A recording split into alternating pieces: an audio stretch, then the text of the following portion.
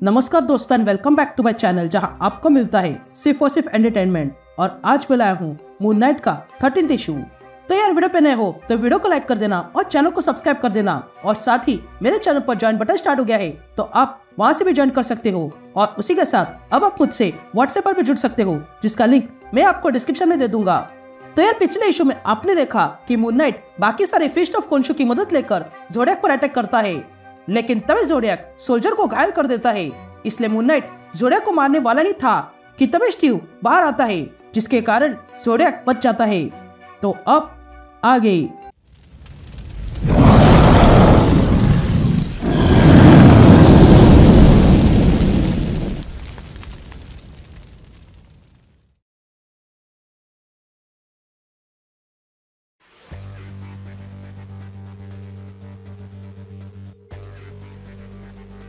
All right gang. तो issue की शुरुआत में हम एक आदमी को देखते हैं जो विंडो की ओर मुंह करके खड़ा था। तभी उस आदमी के पास टास्क मास्टर आता है। तभी वो आदमी टास्क मास्टर से कहता है कि मुझे मून नाइट चाहिए, जिस पर टास्क मास्टर कहता है कि मुझे कंसल्टिंग का काम नहीं आता है, और वैसे भी जब लोग मुझे हायर करते हैं वे लोग चर्चा में आते हैं। और रही बात मून नाइट की तो मुझे उसके बारे में पता है। यह कहते ही सीन शिफ्ट होती है और हम मून नाइट को देखते हैं जिसने कुछ वैम्पायर्स को अल्केमिस्ट टावर के पीछे की बिल्डिंग पर रखा हुआ था।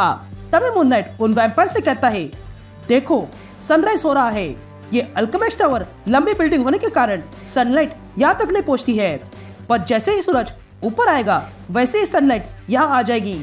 तो अगर जीना चाहते हो तो मेरे सवालों का जवाब दो। या वो आदमी और टास्क मास्टर बात कर रहे थे।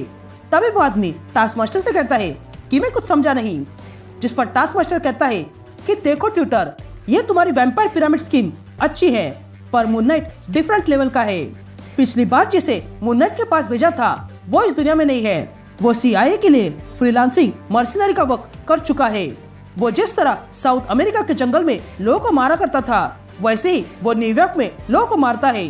जो मरीन्स उसे नहीं सिखा पाई वो CIA ने उसे सिखाया है। वो ऐसी तलवार है जो कई सारे स्टोन्स के कारण नुकीली बन गई है, लेकिन ये बात उसे डेंजरस नहीं बनाती है। यहाँ हम देखते हैं कि सूरज की रोशनी और बढ़ चुकी थी, जिसके कारण बहुत सारे वैम्पायर्स मर चुके थे और अब सिर्फ एक बचा था। तभी मून नाइट उस वैम्पायर से कहता है कि तुम्हारे पास समय कम है, मुझे ट्यूटर चाहिए और उसका पूरा स्ट्रक्चर, तो बताओ मुझे कि वो कहाँ पर है। जिस पर वो वैम्पायर मून नाइट से पूछता है कि तुम्हें क्या लगा मैं कमजोर हूँ? नहीं, हम तुम्हारे बारे में जानते हैं मून नाइट, और डिटेक्टर के बारे में भी हम जानते हैं जो तुम्हारे पास रखा हुआ है, और हम ये भी जानते हैं कि उसने रूल तोड़ा है। ये सुनकर मून नाइट को गुस्सा आता है और वो उस वैम्पायर को खींचकर सनलाइट में लाता है, जिसके कारण वो वैम्पायर वहीं पर जलकर राख हो जाता है। यहाँ ट्यूटर टास्क मास्टर से कहता है कि वो तो इंसान है, जिस पर टास्क मास्टर बड़े हैरानी से ट्यूटर की ओर देखता है और कहता है इंसान? जिस पर ट्यूटर कहता है कि मेरे लोगों ने इंसानियत को पीछे छोड़ दिया है, अब हम नई तरह की नस्ल है। पर यह मून नाइट के पास कोई सुपर पावर नहीं है। तभी टास्क मास्टर अपने बैग में हाथ डालता है और ट्यूटर से कहता है, तुम जानना चाहते हो मून नाइट क्या है? ये कहते टास्क मास्टर एक बुलेट निकालता है और कहता है ये है मून नाइट। यहाँ सीन शिफ्ट होती है और हम कुछ बच्चों को देखते हैं जिन्हें एक रूम में बंद करके रखा था। लेकिन तभी उस कमरे का दरवाजा खुलता है और मून नाइट अंदर आता है और कहता है कि डरने की कोई बात नहीं है, मैं आ गया हूँ।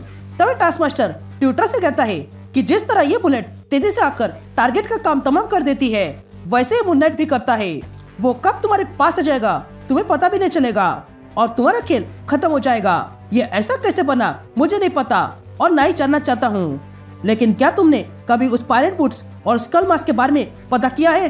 वो कहाँ से आया है?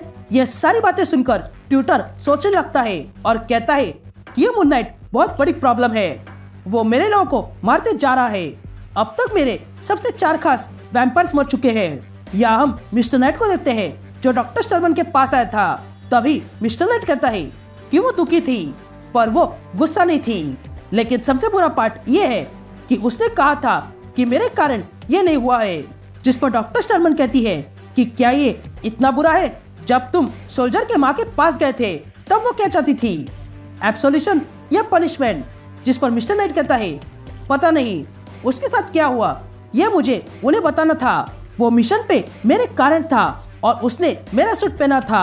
जिस पर डॉक्टर स्टर्मन मिस्टर नाइट से कहती है कि तुमने उसे किडनैप नहीं किया था और न ही बहला फुसला के भेजा था, वो अपनी मर्जी से वहाँ आया था, तो तुम्हें उसके लिए इतना बुरा मानना नहीं चाहिए।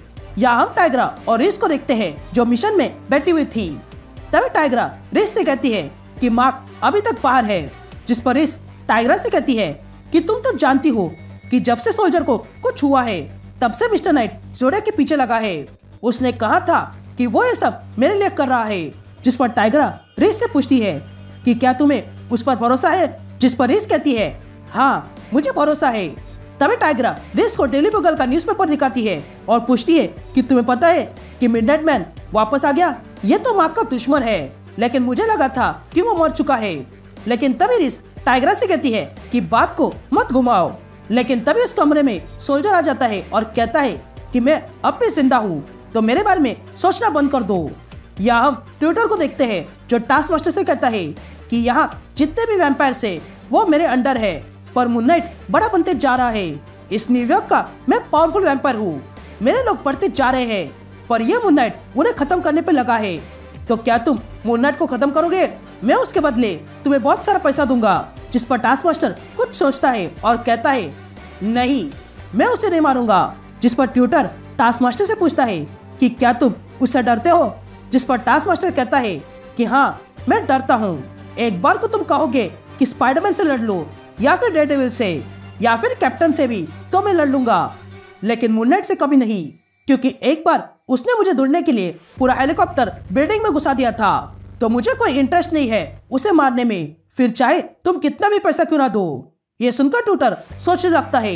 यहाँ हम मून नाइट को देखते हैं जो सिल्वर से बनी हुई तलवार लेकर वैम्पायर्स को मार रहा था, और तब वैम्पायर्स को मारते हुए मून नाइट कहता है कि आखिरकार ट्विटर अपने खास लोगों को भेज रहा है। और तब वैम्पायर्स को मारते हुए मून नाइट कहता है कि आखिरकार ट्विटर अपने खास लोगों को भेज रहा है मुझे मारने के लिए।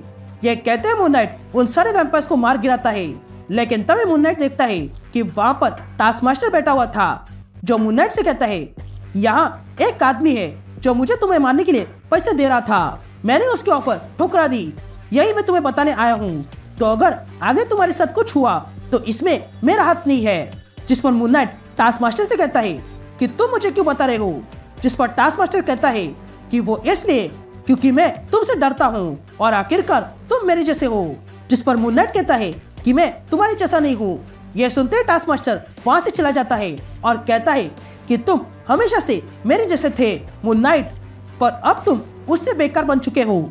या हम ट्विटर को देखते हैं जो फिर से विंडो के सामने खड़ा था, और तब वो कहता है कि यहाँ आने के लिए धन्यवाद, पर एक प्रॉब्लम है, मैं एक आदमी को मारना चाहता हूँ, पर उसका रेपुटेशन ऐसा है कि कोई उसे मारने के लिए तैयार नहीं है, इसलिए मैंने तुम लोगों को बुलाया है।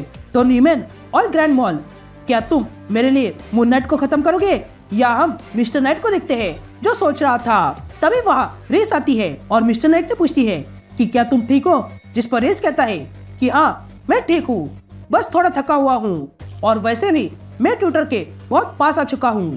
तभी रेस मिस्टर नाइट से पूछती है कि तुम मुझे बताने वाले थे कि स्टीवन ग्रांट कौन है? जिस पर मिस्टर नाइट कहता है कि हाँ मैं बताऊंगा, लेकिन आज नहीं, हम जल्दी इसमें बात करेंगे।